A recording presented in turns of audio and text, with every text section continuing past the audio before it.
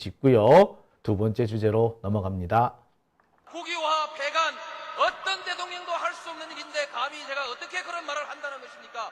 이치에 닿지 않는 말을 가지고 사람을 이렇게 몰약해서는 안 됩니다.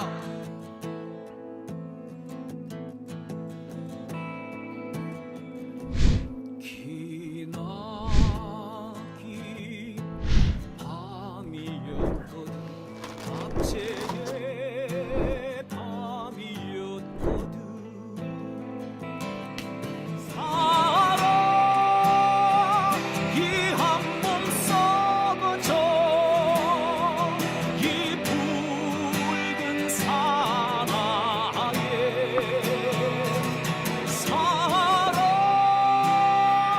해방의 횃불 아래 걸고 숨이 사나에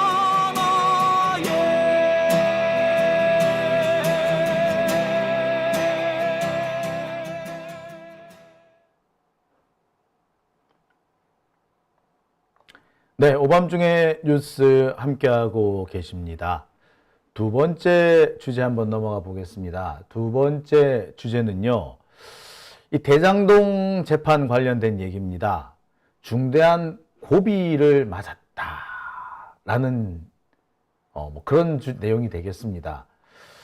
참 대장동 얘기 우리 참 많이 한다, 그쵸? 벌써 3년째 하고 있는 것 같네요. 2021년 초부터 얘기가 나오기 시작했으니까 네, 딱 만 3년을 열심히 떠들었네요. 그런데 지금도 정확하게 실체가 나온 건 없습니다. 검찰은 억지를 부려서 지금 재판을 끌고 나가고 있죠. 받은 돈이 없고 취한 이익이 없으면 그걸로 문제 삼는 경우는 없어요. 대기업 같은 경우 대기업 총수들이 배임죄로 걸리잖아요. 그 경우는 어떻게 되느냐? 주로 돌고 돌아서 그 돈이 자기한테 이익으로 오는 거야.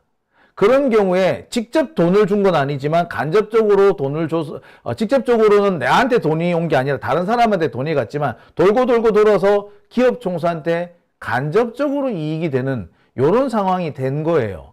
근데 이재명 대표는 대장동 뭐 한다고 해서 자기한테 이익 본 게 하나도 없잖아. 그런데 이걸 가지고 뇌물도 아니고 배임이 뭐야? 이건 개소리야.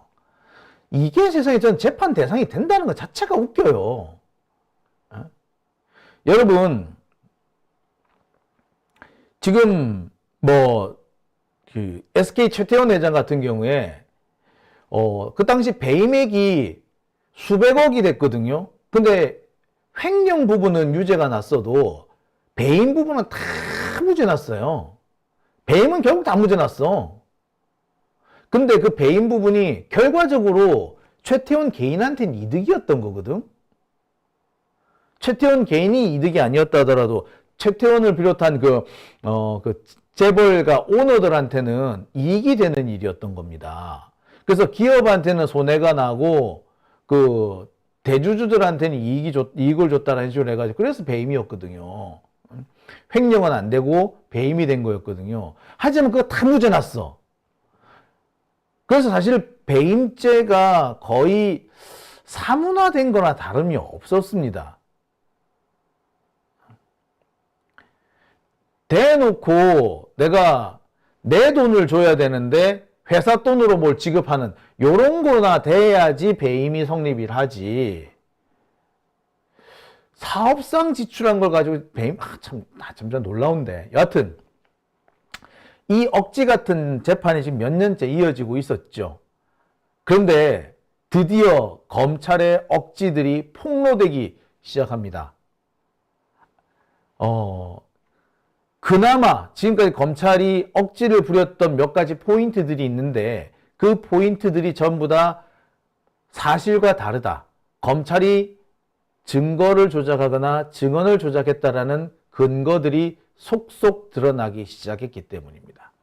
그래서 이 대장동 재판 지금 중대 변곡점을 맞은 것으로 보이고요.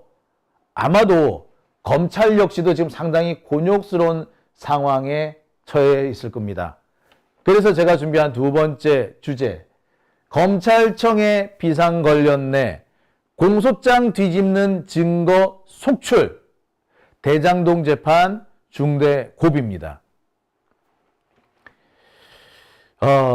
제가 오늘 여기서 다뤄드릴 내용은요, 최근 이 대장동 관련 재판, 이 법정에 증거와 증언이 속출합니다. 지금까지 나오지 않았던 증거와 증언인데, 이 증거와 증언이 검찰 측 주장, 특히 유동규의 주장을 왕창 뒤집거나 검찰이 어떻게 논리 전개를 해온 이 근본을 흔드는 거예요. 자, 근데 저는 이 부분도 좀 어처구니가 없습니다. 뭐가 어처구니가 없느냐? 자, 아이고, 예. 뭐가 어처구니가 없느냐? 검찰이 논리를 된다고 했죠. 검찰의 논리. 근데 논리라는 게 왜 생겨야 됩니까? 범죄는 사실이죠. 범죄는 사실이에요. 사실만 딱 있으면 논리 같은 건 딱히 필요가 없어요. 나머지는 상식으로 채워지는 겁니다.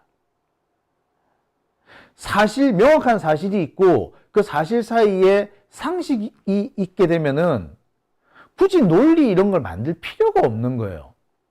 검찰이 정교하게 논리를 가다듬는다는 것 자체가 사실은 무죄라는 것을 스스로 자백하는 거야.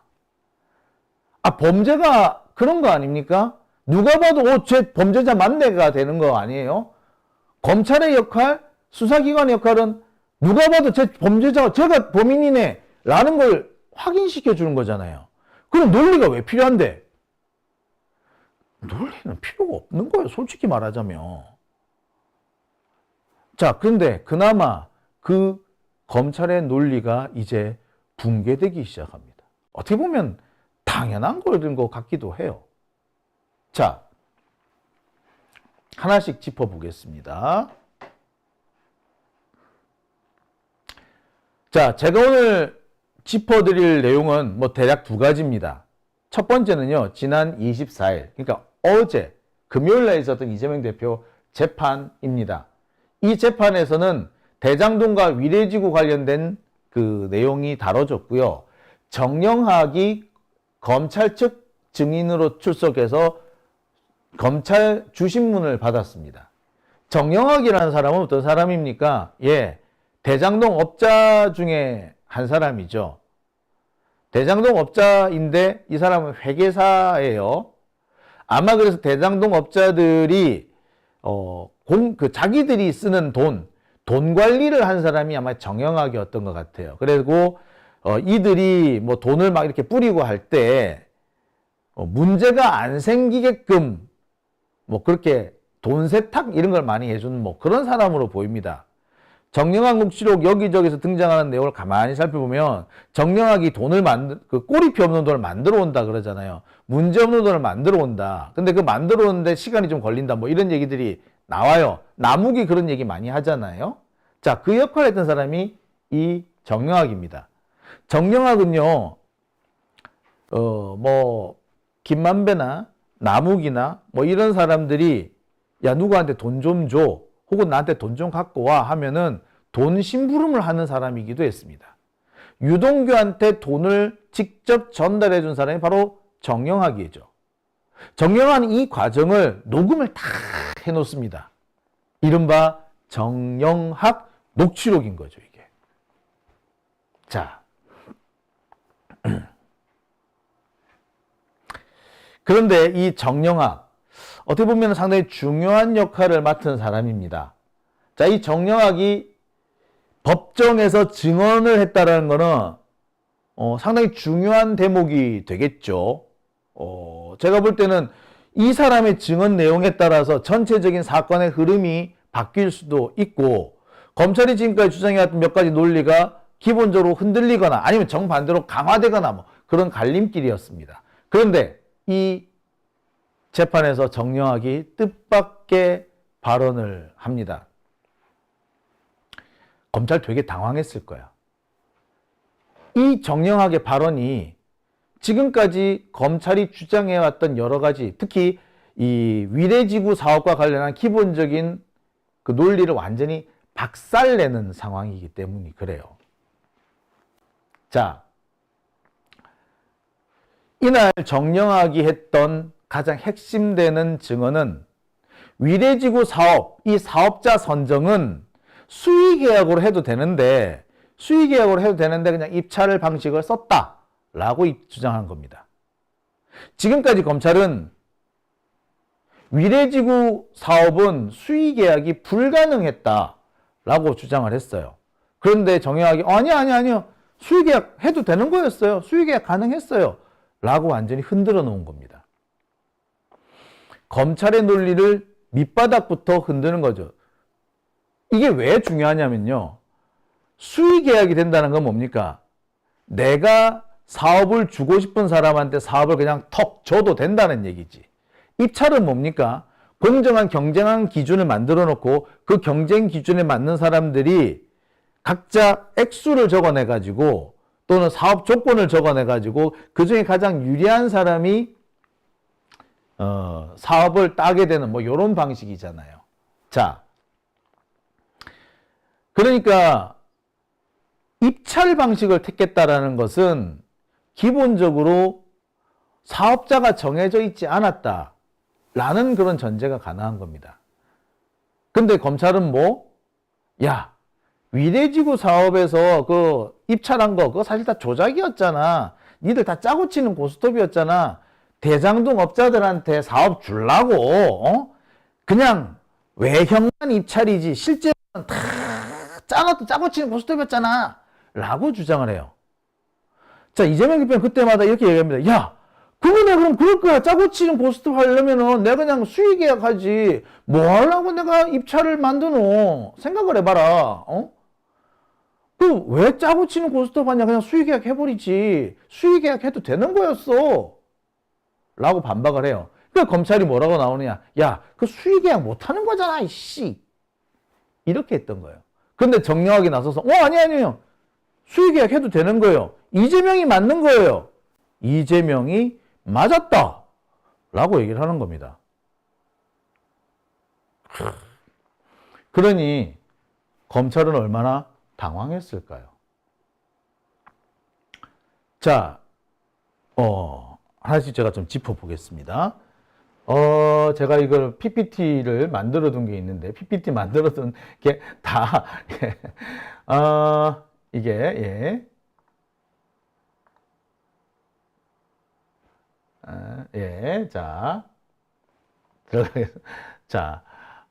좀 이상하네요. 자, 죄송합니다. 잠시만요. 만들어둔 PPT가 잠시 에러를 일으켰습니다. 잠시만요. 자,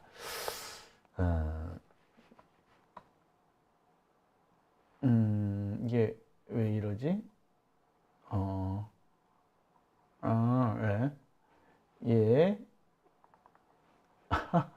네. 이제 봤더니 컴퓨터가 에러가 났나 보네요.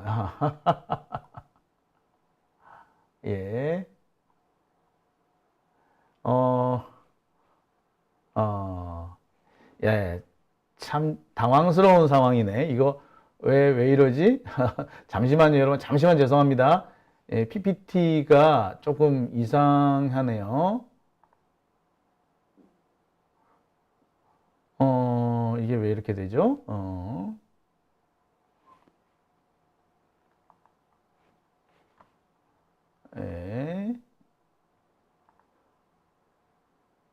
잠시만 죄송합니다, 여러분.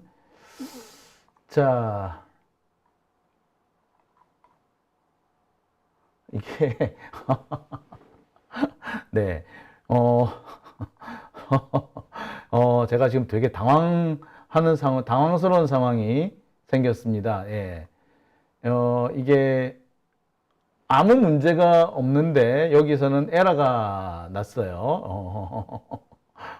왜 이런 상황이 생기지? 참 안 도와주네요.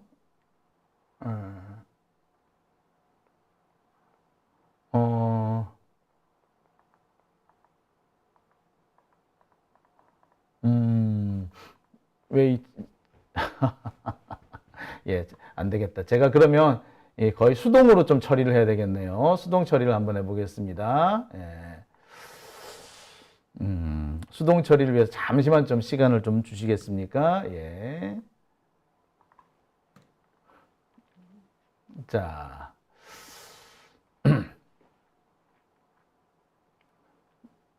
자, 그러면, 예. 예, 이제 조금 된 것 같네요. 자. 아이고. 자, 그러면 잠시 보시겠습니다. 일단 검찰의 공소 내용을부터 제가 잠시 짚어 드릴게요. 검찰들은요, 대장동 업자를 사실상 이재명 대표가 내정을 했다. 그런데 수의계약을 하기가 어려우니까 입찰 절차를 조작한 거다.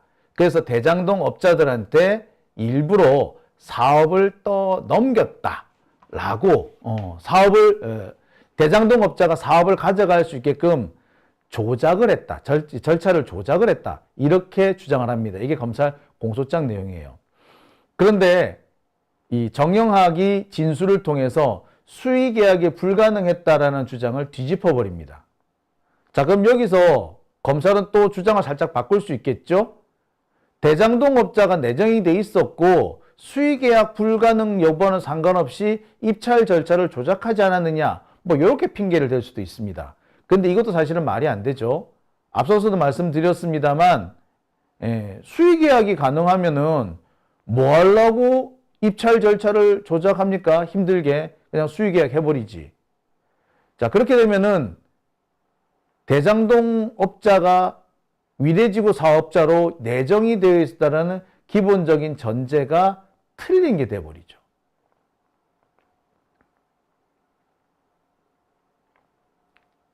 자, 지금 이재명 대표는 그동안 계속 그렇게 주장을 해왔습니다. 대장동 업자를 위례지구 사업자로 내정한 게 사실이었다면 수의계약을 하면 되는데 뭐하러 입찰 절차를 조작하겠느냐라고 지적을 해요. 자, 이렇게 되면은 큰 틀에서 검찰의 공소장이 완전히 붕괴되는 겁니다. 바로 이 시작이 정영학의 법정 진술이었던 거죠. 정영학이 여기서 수의계약 가능했어요. 굳이 입찰 안 했어도 돼요. 라고 얘기를 한 겁니다. 정영학이 왜 그런 진술을 했는지 솔직히 그 내막은 잘 모르겠어요. 갑자기 뭐라고 그래야 되나? 갑자기 생각이 바뀌었나? 여하튼 갑자기 이렇게 정영학이 진술하게 됩니다. 정영학의 이 말은 이재명 대표가 옳았다. 이재명이 옳았다. 라는 얘기를 간접적으로 한 거죠. 이렇게 되면은 검찰은 이 백현동, 대장동 또 위례지구와 관련해 가지고 지금까지 차곡차곡 쌓아왔던 이 논리를 처음부터 무너뜨려야 되는 상황이 된 겁니다. 아니, 처음부터 사실 말이 안 되긴 했었어요. 논리를 차곡차곡 쌓아가야 된다는 것은 그만큼 사실관계가 부실하다는 것을 의미할 수도 있습니다. 사실관계가 부실하니까 논리를 차곡차곡 쌓았던 거죠. 검찰이 이렇게 참 부정확한 거를 증거도 없고 뭐 이런 내용도 없는 거를 내용이 있는 것처럼 만들고 증거가 있는 것처럼 조작하려다 보니까 이렇게 논리라는 거를 동원을 한 겁니다. 아무튼 이 논리가 이제 왕창 무너진 거죠. 대장동 재판에서 이 문제는 상당히 중요한 문제가 될 겁니다. 왜? 검찰의 논리는 또 이거예요. 위례지구에서 맨 처음에 그 대장동 사업자들이 너무 돈이 없어가지고 대장동 사업을 진행을 못해. 그래서 뭔가 종잣돈을 마련해 줘야 되는데 종잣돈 마련하는 첫 번째 단계가 바로 뭐다? 이 위례지구 사업이었다. 라고 얘기를 합니다. 그래서 뭐 여기서 200억, 400억 혹은 1000억 정도의 이익을 봐서 그것을 기반으로 해가지고 다음 대장동 사업으로 넘어갈 수 있었다라고 주장을 해요. 그렇기 때문에 위례지구와 대장동을 하나로 묶었던 거고, 그래서 이 큰 틀에서 봤을 때 이재명 대표가 대장동의 뒤를 봐줬다. 이런 식으로 논리를 댔던 건데, 위례지구가 그게 아니었다라고 한다면 대장동 사건 전체에 대한 논리가 와장창 무너지게 되는 거죠. 이게 드디어 정영학의 입에서 나왔습니다. 검찰은 되게 당혹스러울 겁니다. 뿐만 아닙니다. 이거는 증언이었다면 이제는 물증도 하나 나와요. 물증이 뭐냐? 바로 김용 부원장과 관련된 내용입니다. 지난 16일에 김용 부원장 재판이 또 열렸었습니다. 이날 재판에서 제일 핵심되는 내용은 뭐였는고 하니 바로 구글 타임라인이었어요. 구글 타임라인. 그러니까 여러분 잘 아실 겁니다. 애플도 마찬가지고요. 구글도 마찬가지고 내가 다닌 길을 나중에 확인할 수가 있습니다. 내가 어디 갔다라는 게 나중에 다 데이터로 다 남아요. 타임라인을 거부하면은 뭐 기록이 안 남습니다만 대부분의 사람들이 타임라인을 남겨놓죠. 그래서 나중에 내가 어딜 갔었네? 라는 게 드러나요. 자, 이게 타임라인입니다. 자, 이 구글 타임라인은요, 핸드폰을 가지고 다니면 항상 기록에 남습니다. 이게 어떻게 기록에 남느냐면, GPS 신호도 있고요. 또 한 가지는 여러분들 우리 와이파이 있죠. 와이파이와 접속하게 되면 그 와이파이 위치 정보가 있습니다. 그 와이파이 위치 정보. 그 다음에 핸드폰 통화를 하다 보면은 근처 기지국과 통화를 하게 되죠. 자, 기지국 위치 정보가 있어요. 요 세 가지를 종합을 해서 그 위치 정보가 나오게 됩니다. 자, 그러니까 되게 정확할 수밖에 없죠. 자, 바로 이 위치 정보가 차곡차곡 날짜별로 시간별로 쌓이는 게 구글 타임라인이에요. 법원에서 이 김용 부원장의 타임라인을 갖고 오라고 요구를 합니다. 왜? 유동규는 김용호한테 돈을 줬다라 그러고 김용호는 나 그날 거기 가질 않았다라고 얘기를 합니다. 1심에서는 유동규 말을 신뢰를 해서 김용 부원장이 유동규를 만나러 갔고 만나러 갔으면 돈을 받았겠지 이런 식으로 유죄 판결 내립니다. 하지만 김용 부원장은 무슨 소리야 나 안 갔어 라고 계속 부인을 하고 있었어요. 자, 그러자 항소심 재판부에서 타임라인 이번에 법원에서 일단 갖고 와봐 했던 것은 2021년 5월 3일입니다.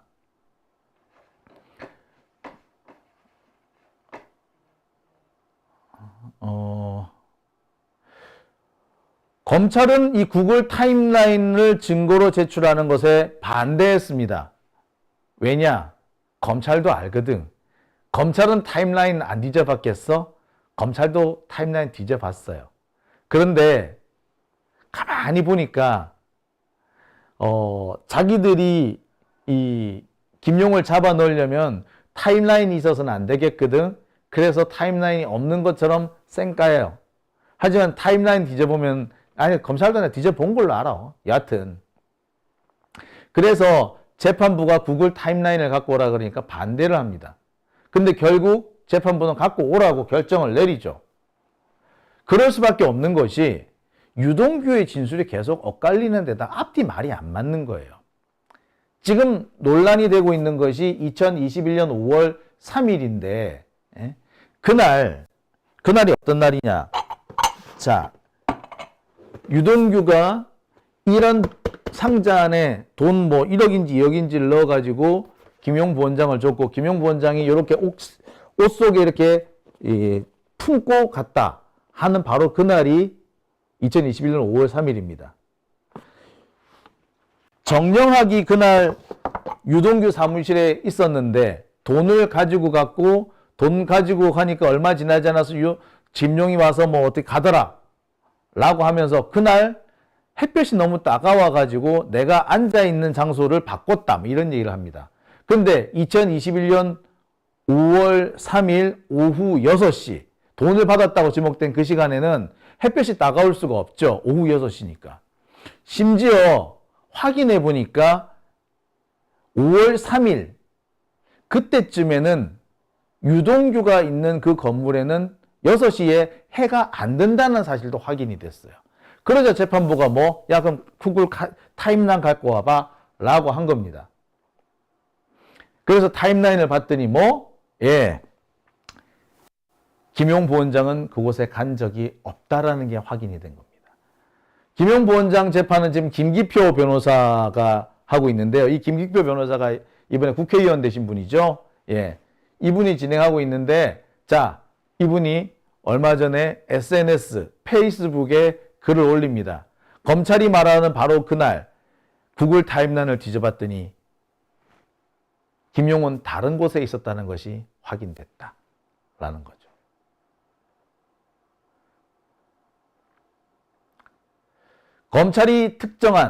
검찰이 유동규로부터 김용이 돈을 받았다라고 특정한 2021년 5월 3일 김용 부원장은 유동규한테 가지 않았다는 것이 구글 타임라인에서 나옵니다. 심지어 김용 부원장은 그해 5월이 아니라 심지어 4월부터 유동규 사무실 근처도 간 적이 없다는 게 나와요.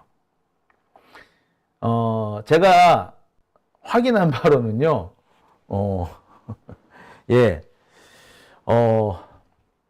그날 저녁 때 서울에 볼 일이 있어서 다른 지역으로 빠르게 이동한 게 나옵니다. 그러니까 성남이든 수원이든 없었어, 그 지역에. 그게 드러나는 거예요. 자, 이렇게 되면은 검찰 입장에서는 상당히 난감할 수밖에 없습니다.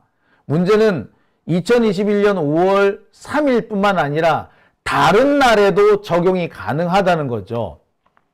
구글 타임라인이 무죄 증거가 됐다면, 검찰의 공소 사실을 깰 수 있는 근거가 됐다면 5월 3일만 되겠어? 다른 날도 다 되는 거 아니에요? 자료가 남아있는 2021년 4월에서 8월 사이에 대선 자금 6억 4천만 원을 세 차례에 걸쳐서 나눠서 받았다. 5월 3일에 받고 6월 초인지 5월 말인가 또 한 번 받고 7월인지 8월인가 또 받고 이렇게 세 번을 받았는데 좋아. 그때 간 적이 있는지 확인해봐. 예. 뿐만 아니라 유동규가 살고 있었다는 아파트 앞 도로라든지 경기도청 인근의 근린공원 등 이 자리에 간 적이 있는지 확인해봐 라고 할 수밖에 있는 거 아닙니까? 그런데 제가 취재한 바로는 김용 부원장은 검찰이 지목한 이 장소에 간 적이 없다는 것이 이미 확인이 됐어요. 2021년에는, 적어도 2021년에는. 이제 검찰은 심각한 문제에 봉착할 겁니다. 구글 타임라인이 정확하지는 않다고 하더라도 적어도 현장에 없었다라는 것은 거의 확실시 되는 겁니다. 그리고 유동규가 말한 세 차례 중에 단 한 차례라도 없었다라는 게 확인이 되면은 사실 전체가 다 흔들린다고 봐도 과언 아니에요. 이 단계에 이르는 겁니다. 자, 그러면 이제 중요한 문제가 하나 생깁니다. 검찰은 지금까지 유동규에서 김용을 거쳐서 이재명 대표까지 이어지는 이 라인을 계속 주장을 해왔습니다.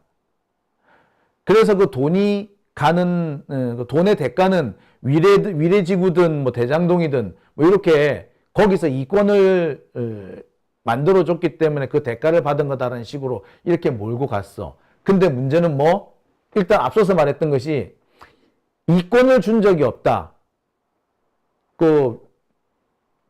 이권을 주려고 한다면 수의계약을 했거나 아니면 입찰을 조작을 했었어야 되는데 입찰 조작을 하면서 굳이 그걸 할 이유가 없다.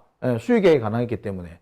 자, 이런 식으로 얘기를 하는 걸 수 있죠. 그러니까 이권을 준 적이 없다라는 게 하나 성립이 됩니다. 두 번째는 돈을 받은 적도 없다. 그렇게 되면은 지금까지 이재명 대표를 괴롭히고 있던 대장동 이 사건의 큰 줄기가 무너지게 되는 거예요.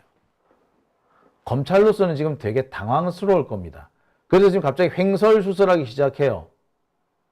검찰의 공소사항 자체가 붕괴 초읽기 단계에 들어선 거나 다름이 없는 거죠. 검찰은 지금 갑자기 말을 바꿉니다.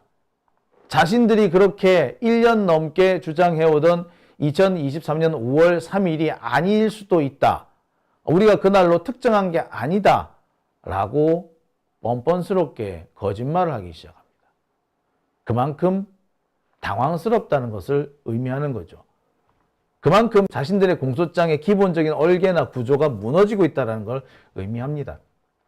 다시 한번 말씀드립니다만, 제가 이 얘기하면 자꾸 지금 말씀을 드립니다만, 논리가 무너진다라고 얘기하는데,